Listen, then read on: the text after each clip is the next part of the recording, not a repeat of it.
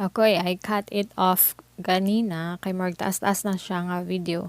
Okay, let's proceed to classification of arts according to its physical functions. So we're now done with the contextual and the personal. Let's go to the physical function of arts. Now, physical functions is the easiest to deal with, of course, because this you analyze a particular artwork according to its functions and usability. Works of arts that are created to perform some services. And of course, while providing some services at the same time, it also provides aesthetic experience. So not just in a matter of functionality, but also how it was created beautifully or with aesthetics with respect to its function. Nasabtan, uy, ang ka, sabotable or good, mga bright biya mo. Okay, an example of which is a Japanese raku bowl. So this is how a Japanese raku bowl looks like. Now, it is an art that performs a physical function in the tea ceremony. Now, there are people, no,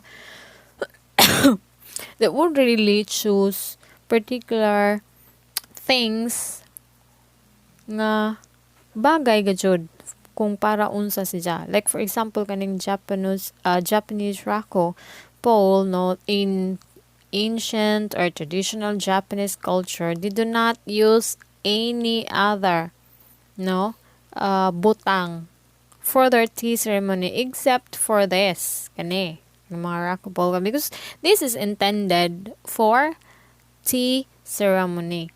No, there are people nga mo opt gajud og ingana. Lahi ba nato ang agkitawa mantay paki.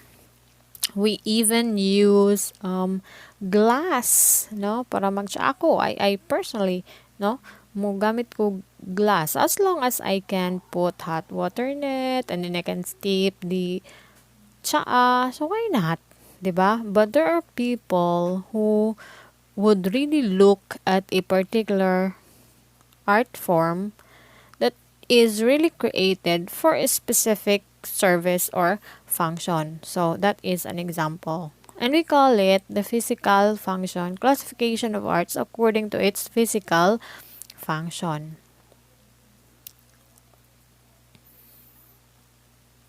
Okay, examples of art that has physical functions includes architecture. Now, architectural works in the material form of buildings are often perceived as cultural symbol and works of art. No, diha naning sod ang kani.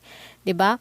According to its created to perform kani and of course providing aesthetic experience. Now, 'di ba? In architectural designs, no, aside from it works its particulars, it offers its particular services intended, it also has this ingredient of aesthetics, 'di ba? That's why we hire architects to design houses.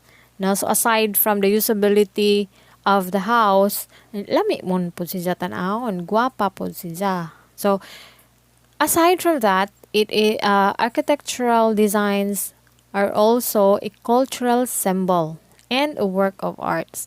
Now, if you notice the architectural designs from previous era like the BC, DC, Victorian, pa, uban pang malang mananap, has different designs compared to today. Nga na a twist or a mixture of Western, nanay mga fusion, no? So, makita nimo ang difference, no, in architectural designs from way back to today. So, naana gani, sa una, maglisod man ka og kung gamay ang space, o di na himo ang kwarto, kay maglisod man. But today, we have a lot of do-it-yourself, no? There are guides kung unsaon nimo pag-build sa imong house nga in a smaller space. So we call it agriculture, architecture. Okay, so that's one thing. That's one example of a physical function. Another is crafts. Now, I think you're familiar with crafts. Now crafts. To describe something as a craft is to describe it as lying between an art, which relies on aesthetic, talent, and technique, and of course, the science, which relies on knowledge. So when we say art, it composes of the aesthetic. Now, does the artist able to put in a particular craft a beautiful ensemble? And it also entails the talent or the technique on how did the artist created the craft or the particular artwork. Now, science, on the other hand, speaks about the knowledge. Now, the knowledge of the artist about this particular artwork. Thus, he has enough knowledge to create art based on its type and with, of course, aesthetic or beautiful design. So, mao na siya ang crafts. Another is industrial design. Now, the use of a combination of applied arts and applied science to improve the aesthetic, ergonomics, functionality, and usability of products. But